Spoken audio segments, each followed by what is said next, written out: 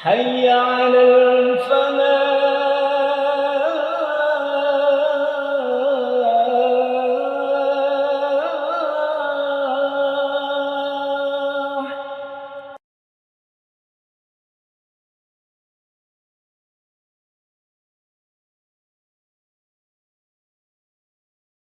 Assalamualaikum warahmatullahi wabarakatuh.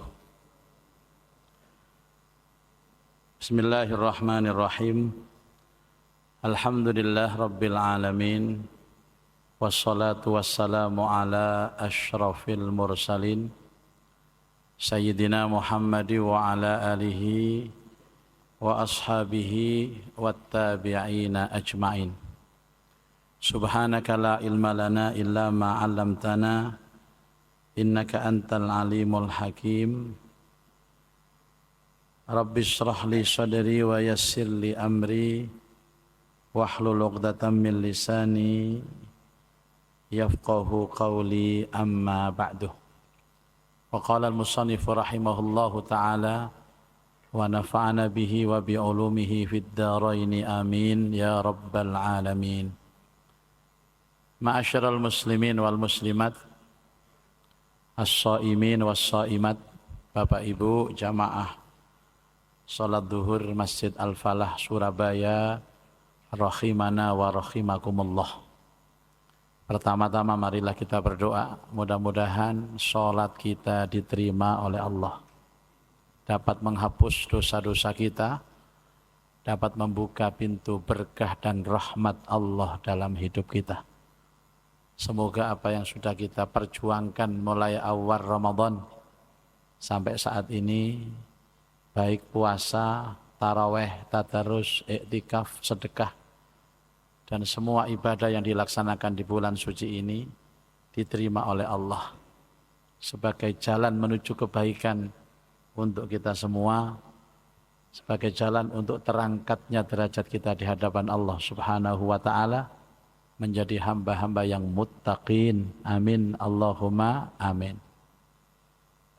Bismillahirrahmanirrahim. Babu ma yaqulu fi raf'i ra'sihi minas sujud. Bab tentang bacaan saat mengangkat kepala dari sujud. Wa fil julusi bainas sajdataini, dan doa duduk di antara dua sujud.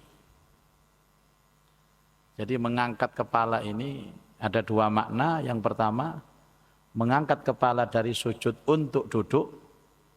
Yang kedua, mengangkat kepala dari sujud untuk berdiri di rakaat berikutnya. Was sunnatu, adapun sunnahnya, ayyukabbira hina yattadi birraf'i wa bimaddit takbir, yaitu saat mengangkat kepala dan dia memanjangkan kalimat takbir, Allahu Akbar, ila ayyastawiya jalisan, sampai sempurna duduknya. Jadi bacaan takbir itu disunahkan saat pertama kali kita bergerak mengangkat kepala dan selesai pada saat tuntas duduk secara sempurna. Jadi sujud Bapak Ibu, Allahu Akbar, barnya itu sudah sempurna. Ya, kita ini kan kepingin tahu bagaimana sifat sholatnya Nabi. Adapun kemudian enggak pas juga tetap sah sholatnya Pak. Kita ini kan konteksnya ini kan apa? Antara boleh dan sunnah. Biasanya kalau ulama-ulama hadis itu mengajarkan sunnah. Kalau ulama fikih itu mengajarkan boleh. Besok ini setelah Ramadan kita libur 1 hari. Hari raya itu makan Pak. Karena memang hari raya itu artinya makan. Idul Fitri itu kembali ke sarapan. Makna fitri itu adalah sarapan. Tapi hari berikutnya tanggal 2 Syawal itu puasa lagi secara berurutan 6 hari. Jadi tanggal 2 sampai tanggal 7. Tapi pertanyaannya, apa wong Surabaya iso? Halo. Alasannya toplesisnya kebek. Opornya masih banyak. Rendangnya masih banyak. Karena itu bolehkah Pak Ustadz, saya puasa Syawal, saya takhir saja. Di akhir Syawal, yang penting masih bulan Syawal. Hukumnya boleh Pak. Lah boleh itu bahasa fikih, bukan bahasa hadis.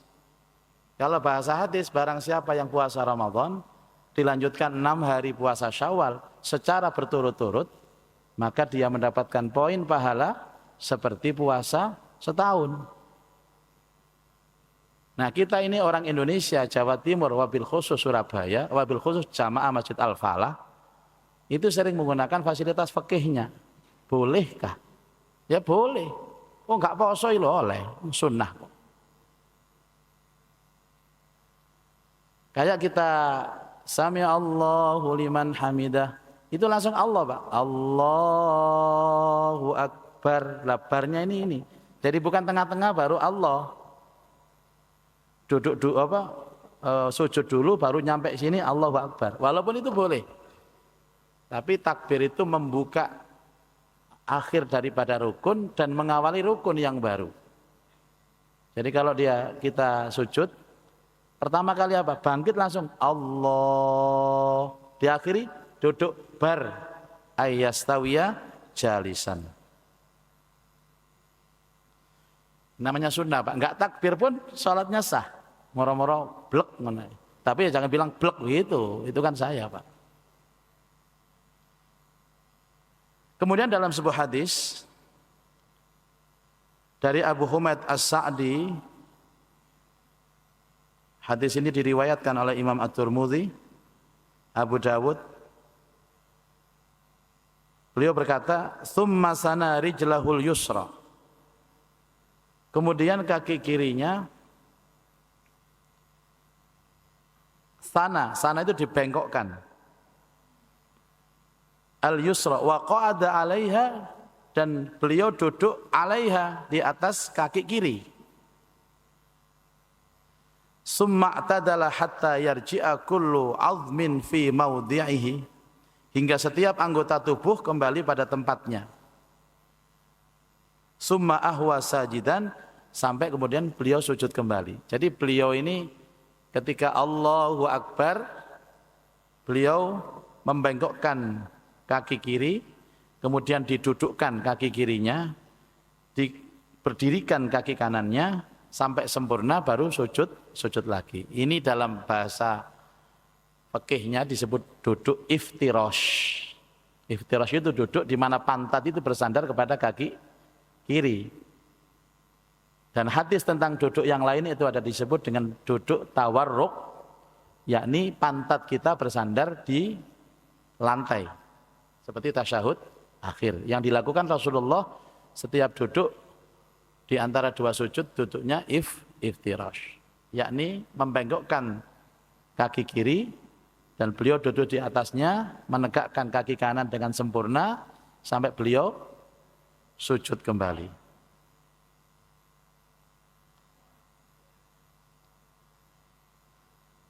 Kemudian disebutkan dalam hadis yang lain, fa idza jalasa fir rak'ataini, maka jika Rasulullah sallallahu alaihi wasallam duduk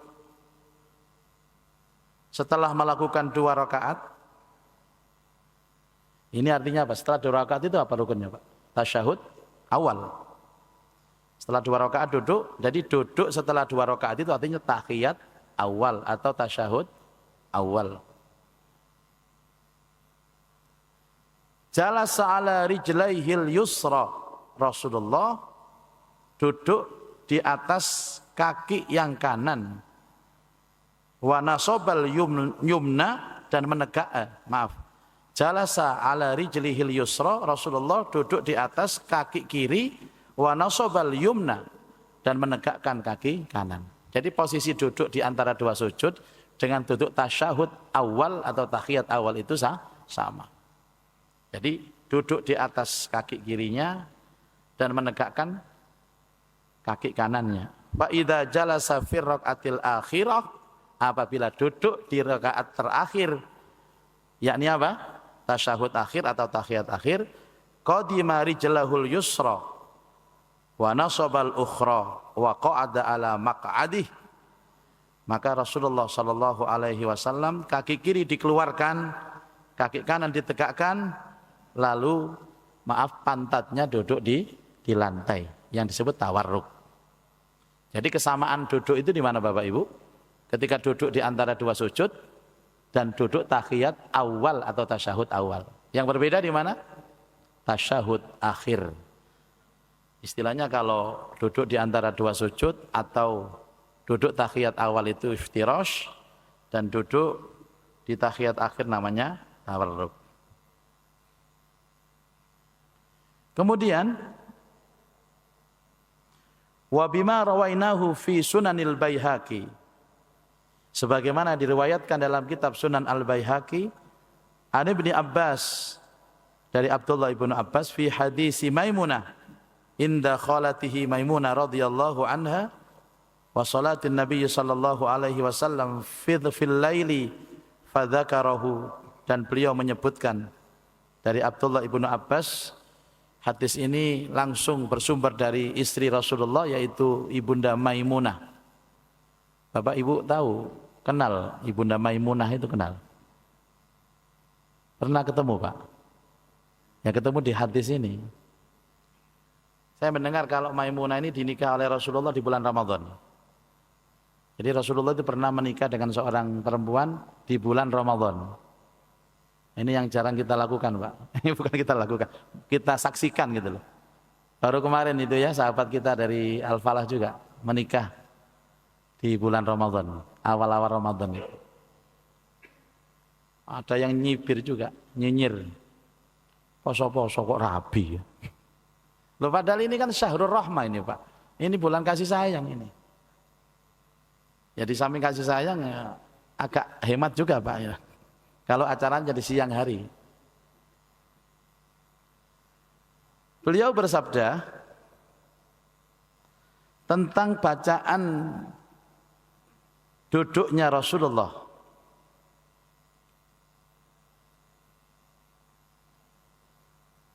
Fi hadisihil mutaqaddimi, di dalam hadis yang lampau telah juga dijelaskan, wa kana yaqulu bainas sajdataini, dan beliau itu mengatakan atau membaca di antara dua sujudnya, Rabbighfirli, Rabbighfirli, wa jalasa biqadri sujudi, dan beliau duduk dengan kadar lamanya seperti sujudnya. Jadi doa yang pertama itu cuma Rabbighfirli, Rabbighfirli, Rabbighfirli, Rabbighfirli. Artinya ya Allah ampuni aku, ya Allah ampuni aku. Saya sering pakai ini Pak, sering. Tapi lebih sering lagi yang satunya, riwayat yang satunya. Di mana Abdullah ibnu Abbas juga tadi meriwayatkan, kalau tadi hadis itu dibawa oleh Hudzaifah Ibnul Yaman, diriwayatkan Imam At-Tirmidzi, Baihaqi, Abu Dawud, dan Nasai. Adapun ini adalah Abdullah ibnu Abbas meriwayatkan, wa kana idza rafa'a ra'sahu minas sajdati, dan adalah Rasulullah sallallahu alaihi wasallam ketika mengangkat kepalanya dari sujud, qala Rabbighfirli warhamni wajburni warfa'ni warzuqni wahdini. Wa fi riwayati Abi Dawud, dan riwayat Abu Dawud ditambahkan wa'afini. Jadi kalau Tirmidzi Rabbighfirli warhamni wajburni warfa'ni warzuqni wahdini. Abu Dawud ditambahkan wa'afini. Rabbighfirli, ya Allah ampuni dosaku. Warhamni, sayangi aku. Wajburni, cukupi aku. Warfa'ni, angkat derajatku. Warzuqni, berikan rizki untukku, wahdini, dan berikan hidayah aku. Tambahan dari Abu Dawud, wa'afini, dan sehatkan badanku. Ini yang sering dikatakan oleh para ulama, doa komplit. Resep jamu komplit. Semua ada termaktub di sini, Pak. Rabbighfirli, ya Allah ampuni aku. Warhamni, sayangi aku. Wajburni, cukupi aku. Warfa'ni, angkat derajatku. Warzukni, limpahkan rizki melimpah kepadaku. Wahdini, hidayahi aku. Wa'afini, sehatkan badan. Ini semua urusan hidup tercover Bapak Ibu di sini. Jadi umpamanya jenengan ya, di hari-hari begini enggak doa sama sekali. Doanya yang jaga duduk di antara dua sujud, cukup Pak. Coba sekarang apa yang paling dibutuhkan manusia dalam hidup ini Pak? Kan minta diampuni Pak. Karena segala yang ruwet itu kan sumbernya dosa. Saya ulang ya, segala yang ruwet itu sumbernya dosa. Kalau dosanya clear sama Allah, ruwetnya clear sudah. Terurai nanti Pak yang ruwet-ruwet itu. Ada yang ruwet ini Pak, hidupnya. Hah? Kelihatannya semuanya ruwet ini. Termasuk yang pidato. Karena ini hidup kan ujian Pak. Tapi kalau kita itu ruwetnya karena ujian Allah, itu Allah akan menolong kita. Tapi kalau ruwetnya adalah asar dari dosa-dosa kita, maka solusinya taubat. Dan pertobatan ini tidak ada yang paling bagus kecuali pertobatan yang dilakukan di dalam sholat. Dan itu ada dalam doa duduk di antara dua sujud. Rabbighfirli, ampuni aku. Orang itu kalau minta ampun kan dosanya terampuni Pak. Apalagi yursilis samaa alaikum midrara. Kan ada ayat istaghfiru rabbakum innahu kana ghaffara. Minta ampunlah kepada Tuhanmu, beristighfarlah kepada Tuhanmu. Sesungguhnya Dia Maha Pengampun atas segala dosa. Dosanya terampuni. Terus yursilis samaa alaikum midrara. Allah akan turunkan kepada kamu hujan yang deras. Hujan yang deras itu kemudahan urusan, Pak. Wa yumditkum bi amwali wa banin, dan kamu akan ditambah uangmu, hartamu, anak-anakmu. Wa yaj'al lakum jannatin wa yaj'al lakum anhara, dan Allah akan menciptakan jannat. Jannat itu apa? Kebun-kebun yang menunjukkan bahwa hidup itu penuh berlimpah rizki. Istighfar itu ada dalam Rabbighfirli. Terus warhamni, sayangi aku ya Allah. Bapak Ibu, orang kalau disayang Allah itu aman Pak hidupnya Pak. Wa rahmati wasi'at kullasyai. Rahmatku itu meliputi segala sesuatu. Anda datang ke Masjid Al-Falah ini juga karena rahmatnya Allah loh Pak. Kalau enggak karena rahmatnya Allah enggak mungkin datang. Ini yang sholat loh ya. Kalau yang kelesetan itu yang mungkin ngantuk Pak. Mungkin karena capek. Tapi kalau enggak dapat rahmat, enggak mungkin ringan kaki kita menuju masjid. Terus, wajiburni, cukupi aku ya Allah. Semua dicukupi sama Allah. Keluarga dicukupi. Kesehatan dicukupi, keluarga dicukupi, kesehatan dicukupi, ilmu dicukupi, semua. Warzukni, berikan kami rizki ya Allah. Ini kalau dikupas satu-satu Pak, tentang makna Rabbighfirli itu butuh 1 jam. Warhamni butuh 1 jam, 2 jam. Wajburni butuh 1 jam, 3 jam. Warfa'ni, angkat derajatku ya Allah. Derajat ini juga ada 2, derajat dunia, derajat akhirat. Butuh 1 jam lagi, 4 jam. Warzukni, berikan aku rizki ya Allah. Tentang rahasia rizki butuh 1 jam, 5 jam. Kemudian wahdini, berikan aku hidayah ya Allah. Keterangan hidayah itu butuh 1 jam lagi. Wa'afini, dan sehatkan aku, butuh 1 jam. Total 7 jam. Pas pengajian buyar menjelang berbuka puasa. Gimana, setuju Bapak Ibu? Nek kula semaput sing tanggung jawab sinten? Hadirin, cuma Bapak Ibu, segmen terakhir ini Pak. Terkadang kita itu berdoa hubungannya dengan minta. Ini enggak sempurna Pak. Berdoa itu spirit kehidupan. Berdoa itu spirit kehidupan. Begini maksud saya. Kalau kita minta Rabbighfirli, ya Allah ampuni aku. Itu seolah-olah Allah mengajarkan kita menjadi hamba yang pengampun. Di samping dosa kita diampuni Allah, kita dilatih untuk menjadi hamba yang pengampun. Bagaimana mungkin kita minta ampuni aku ya Allah, terus ada saudaranya ini salah sama dia, sama kita tidak mau maafkan Pak. Nggak nyambung ini doanya. Itu namanya orang egois. Tahu orang egois dalam berdoa? Untuk kepentingan dirinya sendiri Pak. Pokoknya dosaku terampuni. Ada saudaranya salah, Mas minta maaf, enggak tak maafkan. Bagaimana dia ngomong Robbi firli, sementara saudaranya salah, minta maaf, enggak dimaafkan. Ini enggak nyambung, Pak. Warhamni, sayangi aku. Itu Allah mengajari kita, itu menjadi hamba yang welas asih, Pak. Yang punya empati. Bagaimana kita hari-harinya ngomong warhamni, tapi orang lain butuh, minta bantuan. Kita menolak, padahal kita mampu membantu dia. Enggak nyambung. Wajubirni, cukupi aku ya Allah. Cukupi aku. Minta dicukupi, Pak. Ini ada orang butuh karena kurang, kita enggak mau mengcover kebutuhannya. Aneh. Warfa'ni, angkat derajatku. Kita minta diangkat derajatnya, tapi hari-hari kita itu kalau ngomong bikin orang itu malu di depan umum. Membikin derajatnya itu rendah di depan orang banyak. Saya ingat Bapak Ibu, kemarin saya ceramah di Masjid Agung Lamongan sana. Terus kita mampir ke salah seorang ulama wali ya, namanya Sunan Derajat, itu menantunya Sunan Ampel. Itu ada tulisan, Pak, persis ini tapi diterjemahkan dengan bahasa Jawa. Wene hono teken nang wong sing wuta, wene ono kelambi nang wong muda, wene ono mangan nang wong sing keluwen, wene ono payung nang wong sing kudanan. Allah, ingat hal doa ini, Pak. Wene ono kelambi nang wong muda niku maksudnya apa, Pak? Ada banyak orang yang aibnya kelihatan, tutupi aib mereka. Wene ono teken nang wong sing wuta, berikan tongkat kepada orang yang buta untuk bisa berjalan. Wene ono mangan nang wong sing keluwen. Semua urusan sosial. Jadi ini sebenarnya doa komplit yang kita panjatkan kepada Allah, bukan untuk kepentingan kita, tapi bagaimana spirit membangun pribadi kita lebih baik.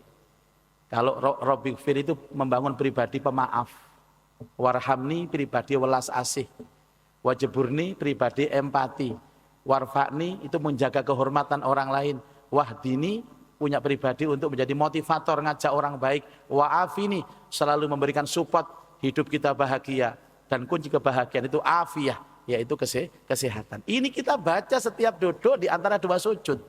Tiap hari berapa kali hadirin? Mestinya sudah bisa menenteramkan jiwa kita dan tampil menjadi manusia-manusia sempurna dan manusia paripurna hanya dengan training doa duduk di antara dua sujud. Mudah-mudahan manfaat. Aku qouli hadza wa astaghfirullah subhanakallahumma wa bihamdika asyhadu an la ilaha illa anta astaghfiruka wa atubu ilaik. Tidak jadi sampai berbuka puasa, Pak, karena tidak ada tanggung jawab siapa nanti yang nolong saya pingsan. Assalamualaikum warahmatullahi wabarakatuh.